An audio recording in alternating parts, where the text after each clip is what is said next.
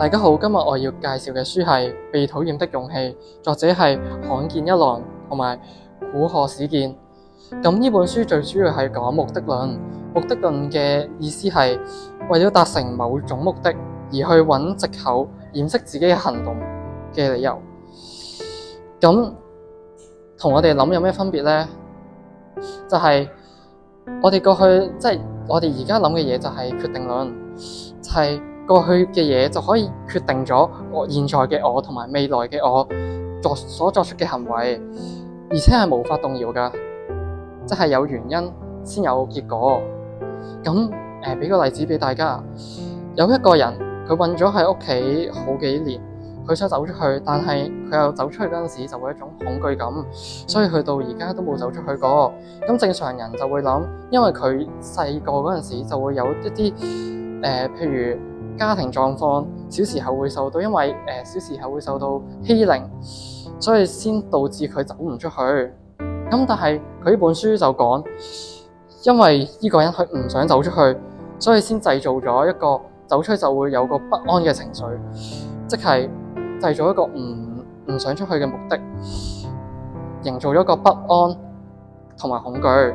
咁我最中意嘅一個課題就係人常常決定不要改變，同埋你嘅人生決定於當下，呢兩個課題係我最中意嘅。即係打個例子，就係如果我想成為一個數學好勁嘅人，咁我就會有一個唔會改變嘅藉口。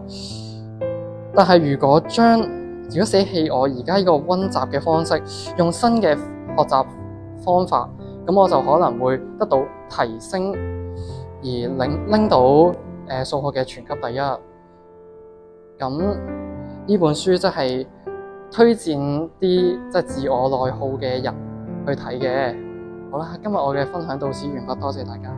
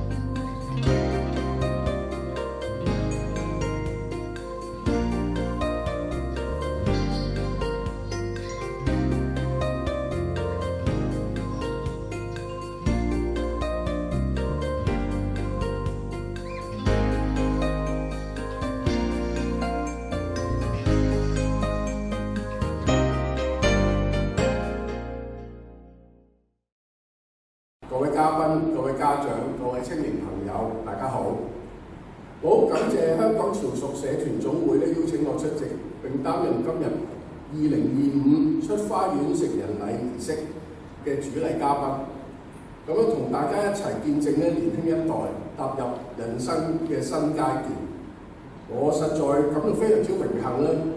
我代表入境事務處向各位即將出花園嘅青年朋友咧，就致以最衷心嘅祝賀。同時咧，我亦都要向培育你哋嘅父母、師長同埋長輩咧，致以最崇高嘅敬意。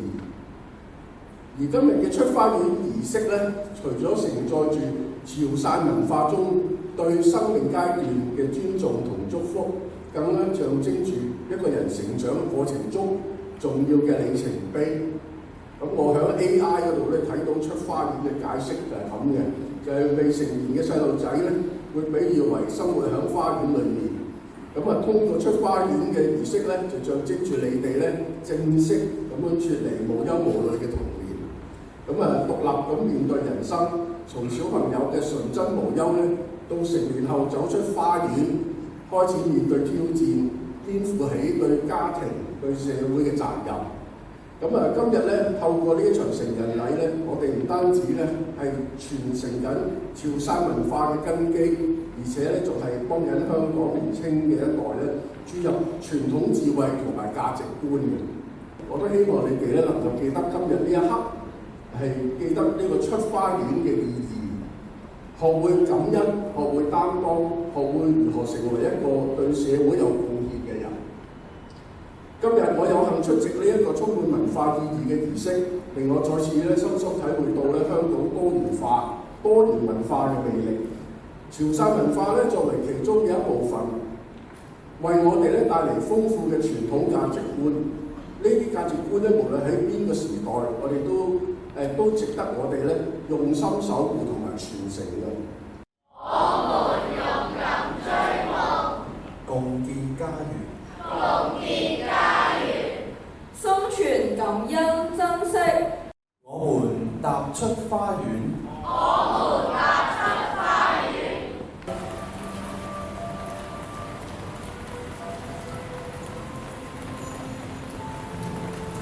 現在請第二組同學步出花園。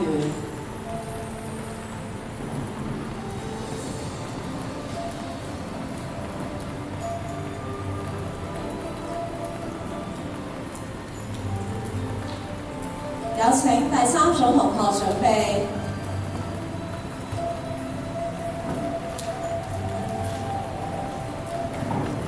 請第三組同學步出花園。